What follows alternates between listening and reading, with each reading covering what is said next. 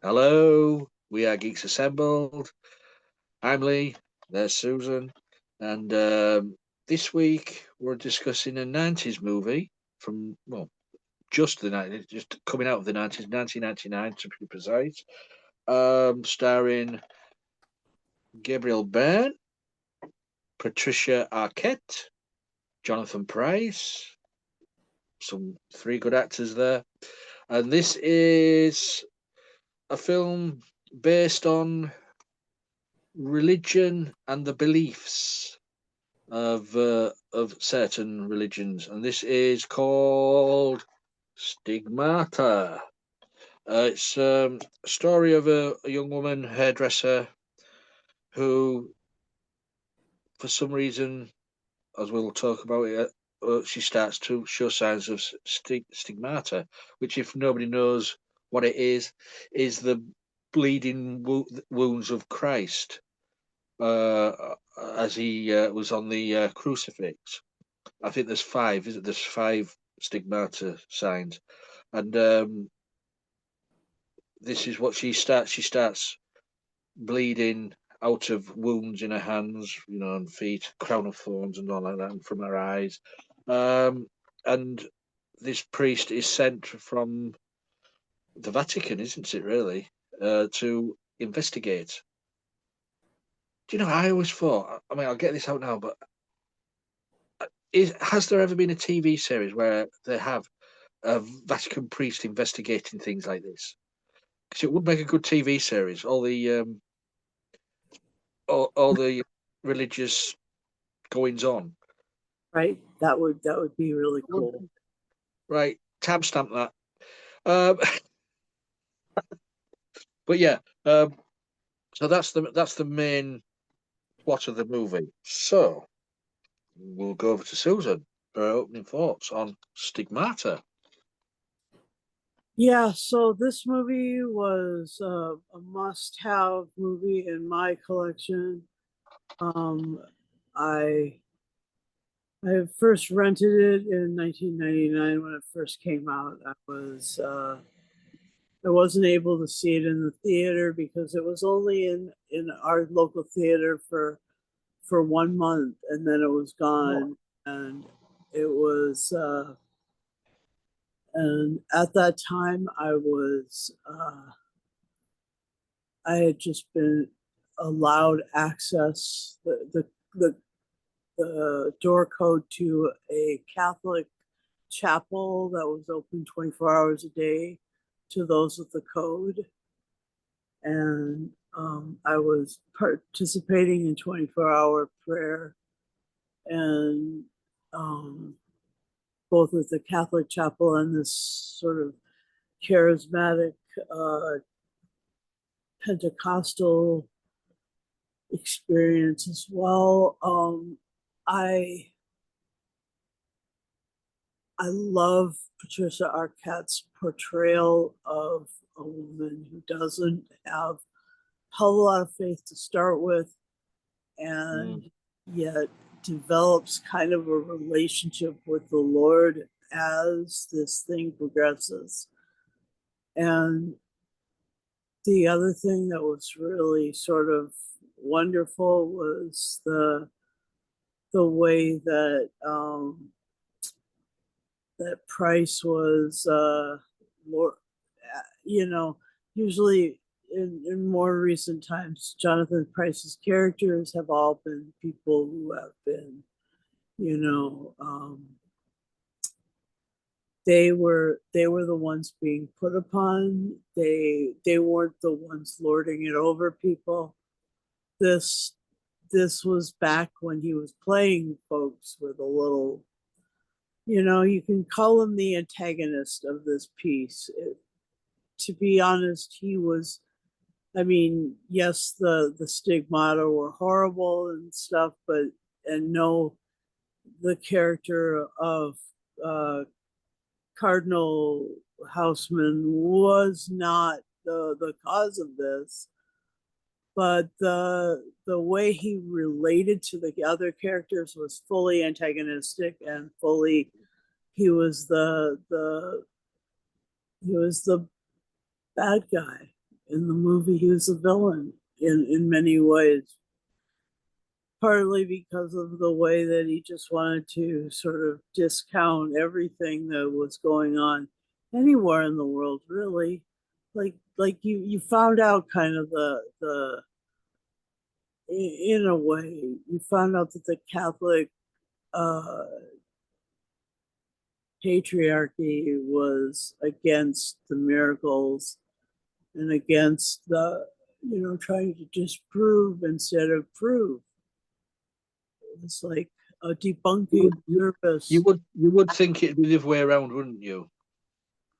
Yeah, especially since like Peter walked on water, for Christ's sake. Peter, the first pope, fucking he walked on water. He would walk by people and his shadow would heal them. I mean, there was a lot. He spoke in tongues and 3,000 people came to Christ that first day of the church. I mean, dude was fucking hugely anointed. I mean, he carried such an amount of stuff that in Capernaum, where he lived with his mother-in-law, his house, they built a church on top of his house and then excavated down underneath it. I mean, the church has got a glass floor.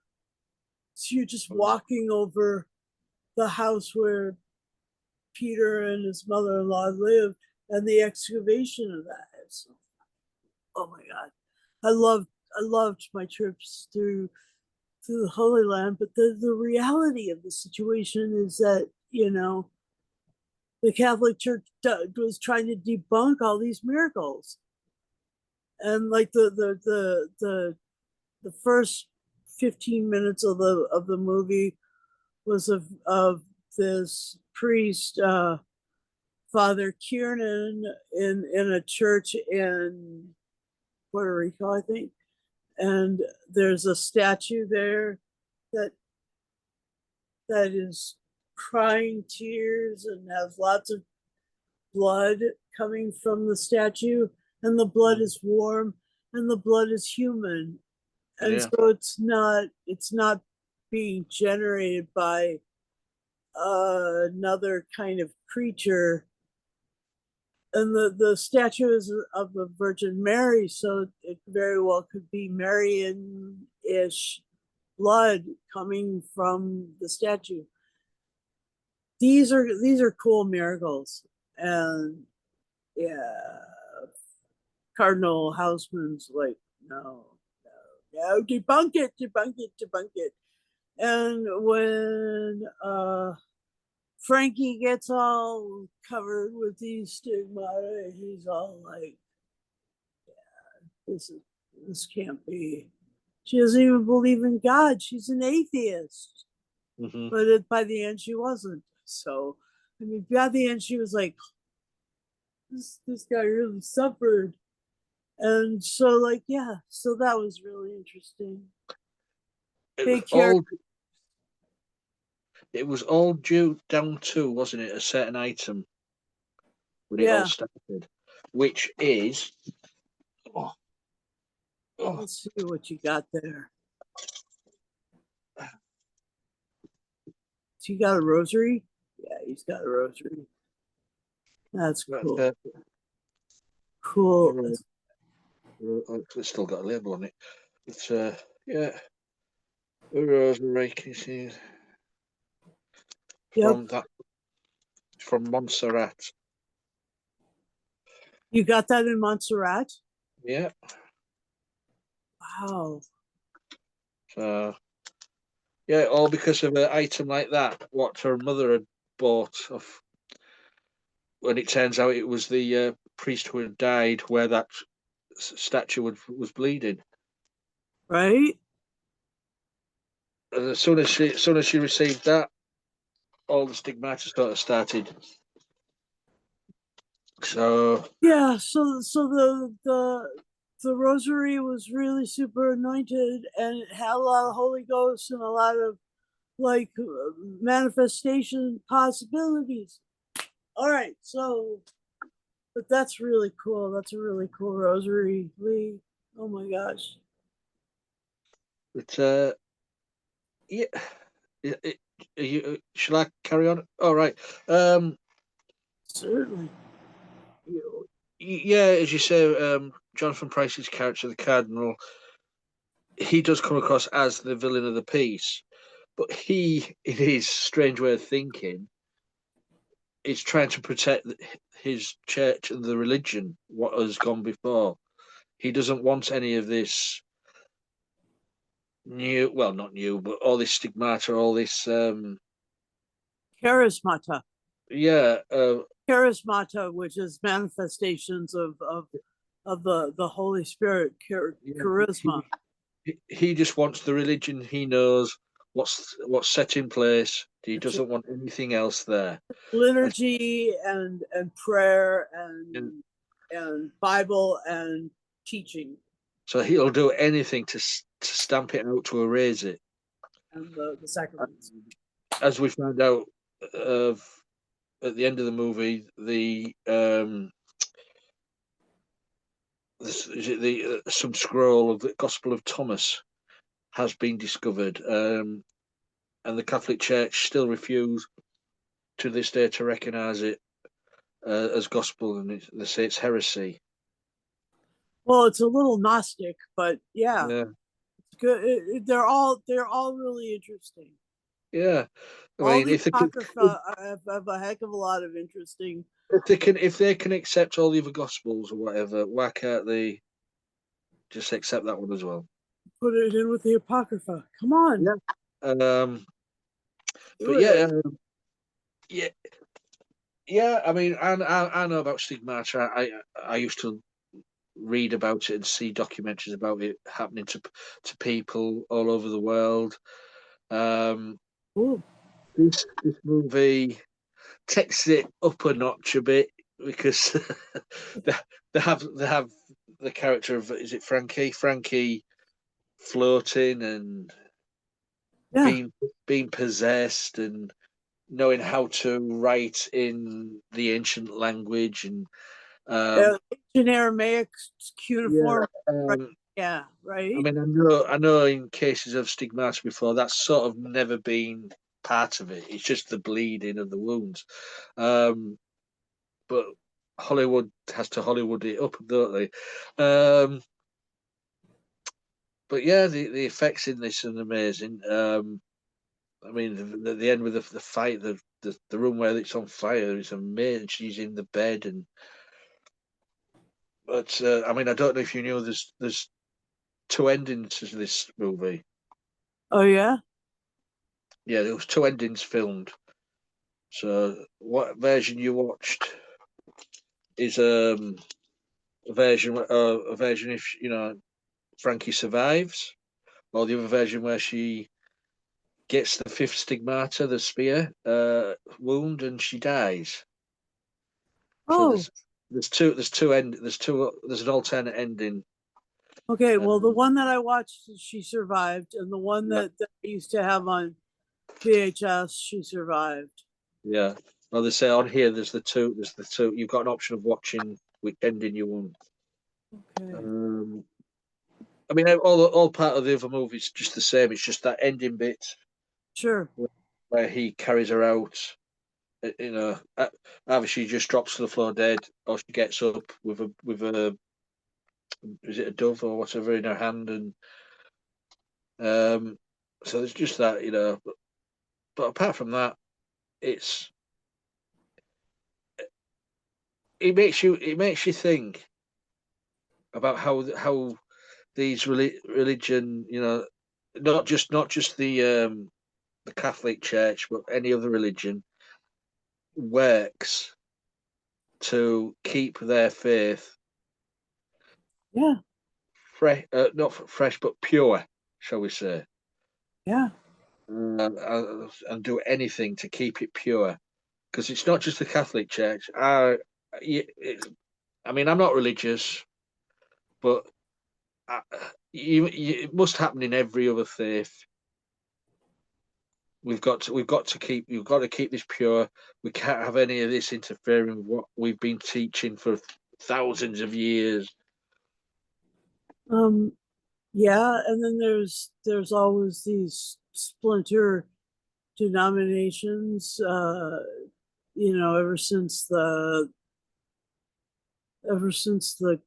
Protestant Reformation, it, the church just kind of follows along dogmatic Yeah. trails or whatever, and so that's sort of interesting. And you know, I really think that the Greek Orthodox, the Latin, the Roman Catholic Church, you know, uh, they split about 1,000 years into the church, 1,000 years ago, basically. Mhm. Since we're right at the 2,000 year mark, you know, they've got these two ways. Uh, the Orthodox Church says that they are the original liturgy, and the Roman Church says, but they have the original the original sacraments. Mm. So I mean, like in that respect, you're kind of just following along with fathers in the faith, and it's challenging to see them split like that as someone who wants the whole thing to be together. And the other thing is like you know, this Father Durning or Dunring or whatever his name was. He,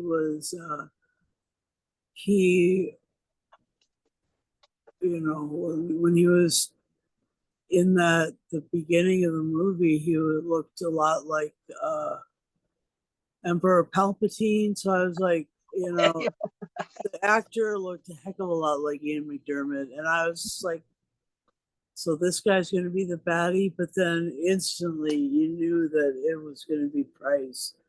And so I was just like, you know, Well, as you've said, the '90s was the decade where Price was playing villains.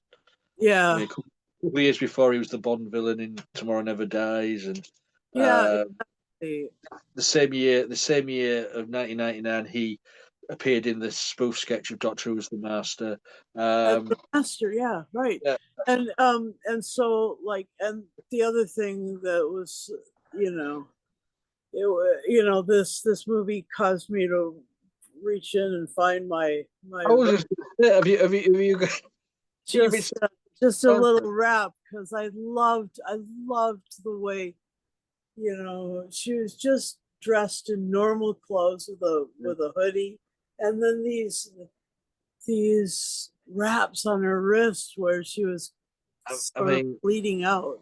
that the scene on the train Oh yeah, where where, she where grabbed one loop and then the other loop. and she was whipped. Yeah, that was amazing. That was filmed so brilliantly. It really was. Um, I mean, also as well, was he in a coffee shop where Yeah, she had was it the crown of the thorns? crown of thorns, and, Yeah. and she started bleeding out of her head. Yeah, Oh no, no, that was in the nightclub, wasn't it? But anyway, but yeah, the way they she filmed it, stumbles outside, and yeah. all of these cars, like, she's running around, and yeah, that was amazing. But also as well, Gabriel Byrne as well. Um, it was so big in the '90s. The usual suspects, Stigmata, End of Days. Also, now you don't hear of him. Right. You just don't hear of Gabriel Byrne anymore.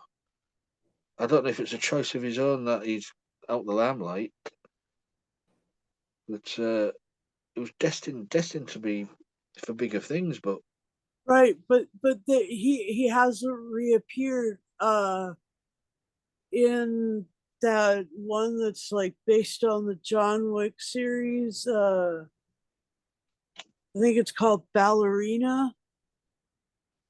oh, I see. I didn't know that. Oh Yeah, yeah, yeah, I've heard that he is in that, and yeah. like they did have like him in the trailer. Playing the Chancellor apparently. Yeah, But so I'm just looking at all these other things he's done since the 90s, and they're not really well known. So maybe he's just not picking the right movies. yeah, So but that doesn't make him. I mean, his playing uh the father, what's his name, um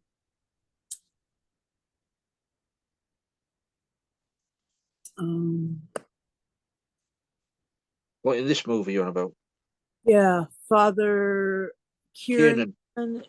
He fully was like compassionate, and I mean his portrayal was so emotionally satisfying. You know, Yeah, he was laying down on the bed with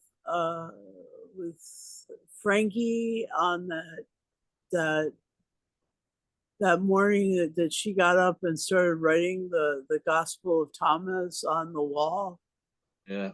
And he was just he was so full of compassion. It was amazing. It was really. I mean that as well with the cardinal sort of trying to insinuate Oh, I that know. there's more to it when laid on the bed. Well, no, if you're comforting someone, that doesn't mean there's any sexual. Right. Uh, The like he never took off his collar. He never took off his his whatever that's called, the shirt that they wear, and he never took off anything that he was wearing. So I mean, he went to bed with his boots on, for Christ's sake. yeah, For but Christ's sake. that's what the cardinals have done in the long run. Would have used that against him to get rid of him. I don't know. So, Yeah. but and Patricia Arquette as well. You don't really hear of her nowadays. No, you don't. I mean, she was quite big at the time. Yep. Um, I don't know what she's up to now. She's still making movies. I'm just looking here. Same again. Most of them never really heard of. I think the only one I have heard of is from 2019, and she voiced a character in Toy Story 4. Oh yeah. Yeah, she hasn't been in any any distinguished movies of late. But that's how what happens with actors, I suppose. Yeah. So, anything else for Stigmata? Um. No, I think that's pretty much everything to do with that movie. I did notice the music by where are we? Ilya Cimerel and Billy Corgan, Billy Corgan of Smashing Pumpkins. Smashing Pumpkins. Yes, so he was doing musical scores, movie scores. Oh yeah, and that song, "Whatever Happened to Mary," that was Uh-huh. beautiful. Well, I mean, Natalie Imbruglia has got a song on the credits as well. The credits as they roll up. Um, I think it's called "Identify" or something like that. Great song. So, right there, we'll go to final say and score. Over to you. Yeah, it's good to watch this again. It was it's so atmospheric. It's so it's so spiritually vexing, and it creates so much hunger in me to manifest like that. It's just like so, it's so brilliant, and I enjoyed it when I first saw it, and I enjoyed this watch too. Cool. Enjoy meaning pulled in, dragged into it, and yeah,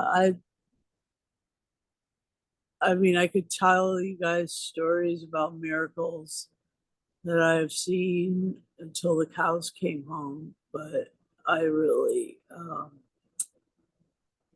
I really enjoy this. Stigmata is leaps and bounds from the norm in terms of the way that you may experience spiritual awakening or revival or whatever. But it was pretty brilliant, and you know this one deserves 10 crying statues out of 10. It's so it really was amazing, and I will definitely look for a DVD. I think that I just have the VHS still, so I'll have to look for the DVD of it, or maybe check on YouTube for the alternate ending of it, because I mean, apparently I missed out on the one where she dies on Yeah. the fifth. Yeah. It gives you the option to either watch the theatrical ending or the alternate ending, director's cut ending. Yeah. Um, all right, so you get well. I could tell you about miracles as well because I believe in miracles because the biggest miracle I know of is that we've been doing this 9 years. Um, It's a that's, long that's a time. miracle. That's a That's a bloody miracle. Um, 10 years for me, of yeah, talking geeky. It talking is it a miracle, utter. or is it just the beginning of a long road? Hmm, playing the long game, are we? Mhm. Yeah, I mean, yeah, great acting, uh, great effects, and it also for a film for me to question the church's way of dealing with things, ends to the as it means to the end or ends to the mean or something like that. But it makes you question and think, do they really do that? And they most probably do. To cover that up, we don't need that. Uh, Mhm. they most probably do. So it's questions. It's raising questions, and I like that. So for me, this gets 10 Gospels of Geeks Assembled out of 10. Nice. And if anybody hasn't ever seen the Gospel of Geeks Assembled, where have you been? We've been here 9 years. But yeah, it's a 10. It's a good movie, and I loved it ever since it came out. Hmm. Um, and it was good to dust it down, take it off the shelf, and give it another viewing. So yeah, that's our review of Stigmata. And I'll say this, I always repeat this at the end of every cast we do. Let us know what you thought of the movie, because if you've seen it, let us know. Just message below on this video as we share it all over the place on social media. So you're easy to find. You know our name. You know the movie. Type it in. You'll find us. Just let us know what you thought of it. Let us know what you think of our little happy crew, and also messages if you want to join, because everybody, every group needs a few more people. It would be nice to have a couple more faces on here. Just to have a bit of banter with me and Susan.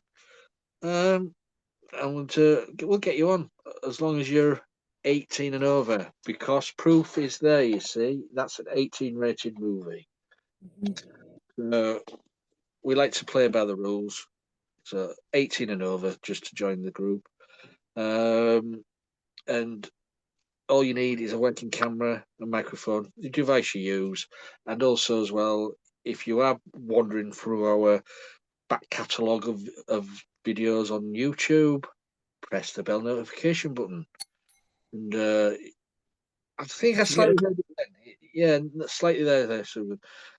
Press that button and you'll get notified every time we put one of our wonderful, wonderful videos.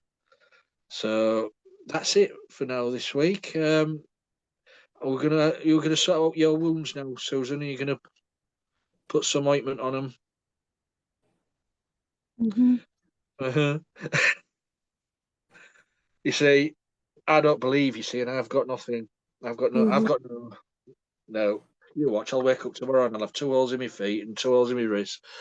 So that's because Susan's going to come round with a hammer and a chisel. She's that type of girl, you know. So until next time, she's going to kill me. Until next time, please be safe. Bye for now.